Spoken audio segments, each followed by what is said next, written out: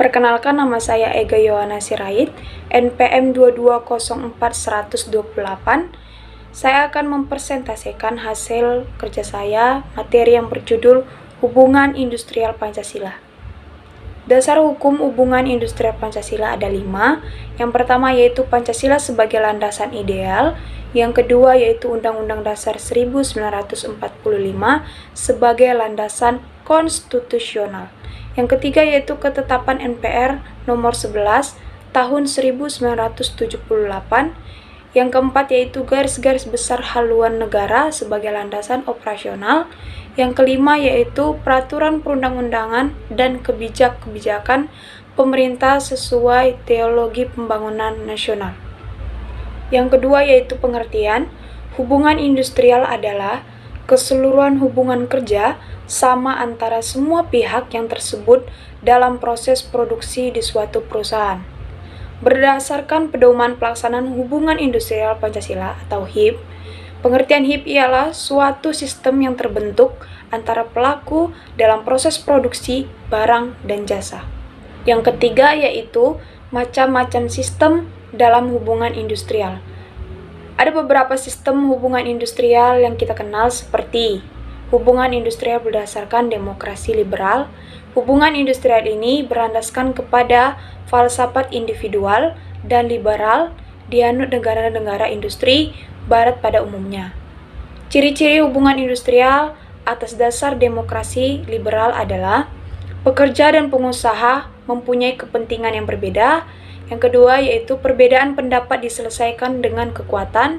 Yang ketiga yaitu pekerja sebagai makhluk pribadi sosial atau partisipasi pekerjaan dalam membuat kebijaksanaan. Yang keempat adalah tujuan. Mengembangkan cita-cita proklamasi kemerdekaan negara Republik Indonesia dalam pembangunan nasional untuk mewujudkan masyarakat adil dan makmur yang berdasarkan Pancasila. Dengan demikian, jelaslah tujuan hubungan industrial Pancasila adalah yang pertama, mensukseskan pembangunan dalam rangka mengembangkan cita-cita bangsa Indonesia, yaitu masyarakat adil dan makmur. Yang kedua, ikut berperan dalam melaksanakan ketertiban dunia yang berdasarkan kemerdekaan, perdamaian abadi, dan keadilan sosial. Yang ketiga, menciptakan ketenangan, ketentraman, ketertiban, kerja, serta ketenangan usaha.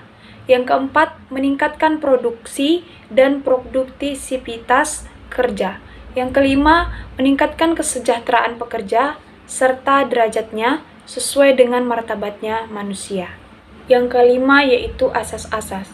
Hubungan industrial Pancasila dalam mencapai tujuannya mendasarkan diri pada asas-asas pembangunan yaitu A. Asas manfaat. Segala usaha dan kegiatan pembangunan harus dapat dimanfaatkan sebesar-besarnya bagi kemanusiaan dan kesejahteraan masyarakat. Yang B. Asas usaha dan besar dan kekeluargaan. Artinya, usaha mencapai cita-cita dan aspirasi bangsa untuk usaha bersama seluruh rakyat yang dilakukan secara gotong royong dan kekeluargaan. Yang C. Asas demokrasi.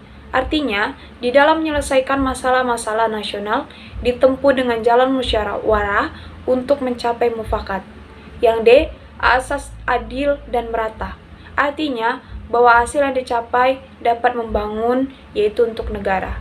Yang E. Asas pri kehidupan dan keseimbangan. Yang F. Asas kesadaran hukum.